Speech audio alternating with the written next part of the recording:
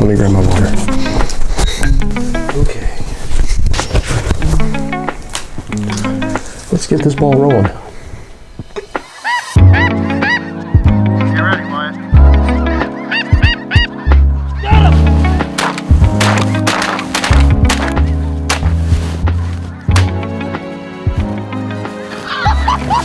That is awesome! So the purpose of today's video is just to go over the spring snow goose season of 2024. If anybody hunted this year, you probably know a lot of the things I'm about to say about it.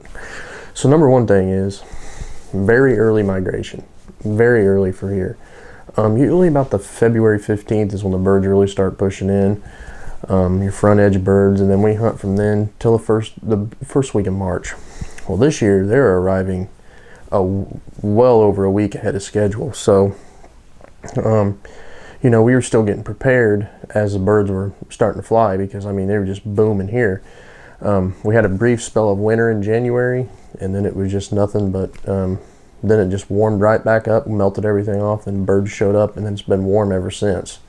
So early migration this year, and then one of the things that we dealt with this year was corn stalks that were taller than average in some of the areas.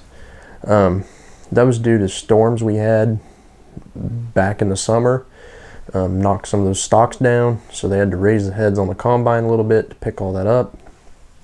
And there was the field we would typically hunt in this year, we couldn't hunt just because of that reason. I mean, we're talking corn stalks that were waist high. I mean, geese aren't going to feed in fields like that. So just a little tip for you: the birds don't feed in those fields anyways. I've never seen them feed in fields with corn stalks this tall. Maybe you guys have, but I haven't. Be easy to hide, but I just don't. It's just way too tall for a goose to get in and feed and be comfortable. The third thing is, a positive thing about this year was it was a good hatch. There was juvies early. We had some pretty good shooting early, which is rare. So yeah, the hatch is everything pretty much when it comes to having a really good snow goose season. Weather is obviously number one, but if you've got a really good hatch and you've got really good weather, you can have one barn burner of a snow goose season, which we kind of did this year.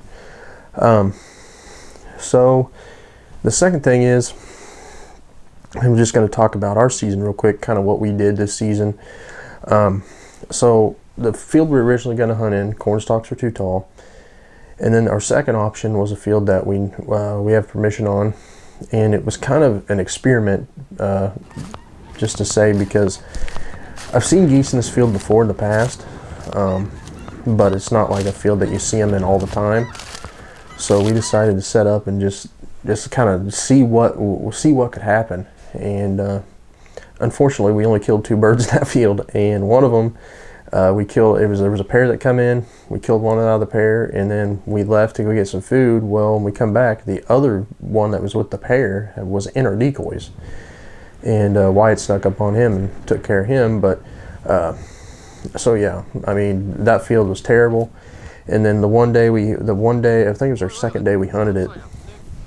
We had a real good push of birds. It was kind of a north wind, but they push good north winds this year. And we were sitting there, and Wyatt was glassing with the binoculars and looked off to the south and east, and he was like, "Man, there's a big feed over there." And you couldn't see it with the naked eye. You could only see it with binoculars. And so we got in the truck, drove over there, and sure enough, there's a big feed there. And then, as you see in the video, we had to scrounge around to try to get permission. And luckily, we knew a guy that knew the farmer that got us permission. And man, it was nothing but good, positive. It was nothing but a positive season from there on. Now, one thing I do want to credit our season on real quick is a new e-collar we got. I've been doing a lot before I buy anything. I'm sure I'm like everybody else.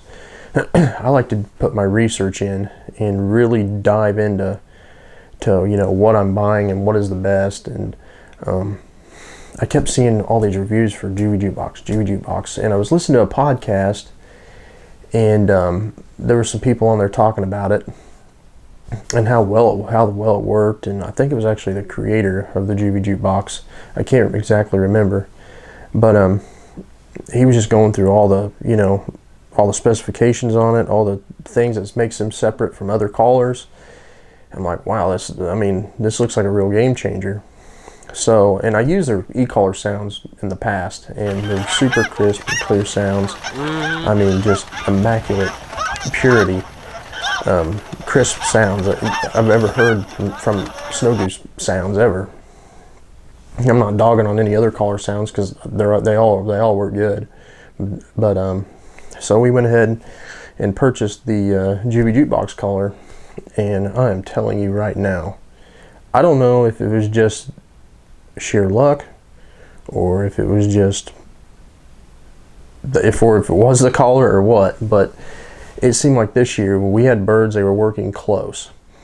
Now, with that being said, there was some comments on the video, and I'm sure other people have thought the same thing, that there's bad shot calls and bad shooting. Okay, bad shooting, yes. I will admit this year I was really rusty. I didn't get to do as much duck hunting as I normally do, and I was not good at shooting. I will totally 100% agree with you on that. Now, some of the shot calling, there was a few times I did make some bad calls, but there were some times where we had no wind, we had frost, and I could tell by the way the birds were acting that they didn't want to quite get down in there. So we were just shooting what we could. And if you're a snow goose hunter, you know sometimes you can let them do that last swing, which I normally will do, but there's times where you got to take into consideration the conditions you're given in order to make the proper shot call, because you can either be a hero or a zero, and I didn't want to be a zero. So if we had a pack of 10 come in right in, we'd shoot those 10. There may be thousands up ahead of them, circling, but you may let those 10, go by you, and then those thousands will fly off. And if we'd have had good weather, no frost, some good wind, I would have let those 10 go and let the other ones work. But I'm not willing to take that chance when I've got 10 in a hole or 10 or 15 in a hole, and I've got thousands, and you've got no wind, and you've got decoys shining on the ground. I'm not willing to take that chance. I've been doing this long enough. I know when you can and when you can't. So that's that. Just thought I'd address that for anybody that was wondering. Another big factor in this season that I thought really helped us, and what I really noticed too, besides the e-collar, was rotary machines. Rotary machines that when there for a while they didn't work. It seemed like you couldn't get a goose to even want to just come to them. But the last few years, it's like they've started coming back around, and the rotary machines have really started working again, especially on juvie birds. Oh man, juvies eat them up. If you got a big juvie hatch, definitely be putting your rotary machines up. But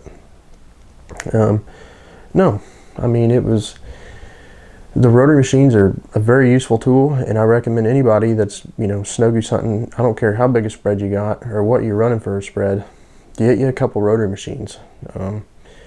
Get you a couple Cabela's ones. I had to fabricate some of the arms on one of the arms on the one because I didn't have the proper arms for flappers, so I had to go to one of the, I think it was Tractor Supply, and get some metal rods and bend them, and then somehow and attached them to the arms that come with it, because arms that come with the Cabela's ones, you just put mojos in them or spinners.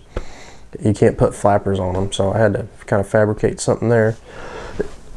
So, but yeah. So yeah, it was a good season, to say the least. Definitely a season for the books.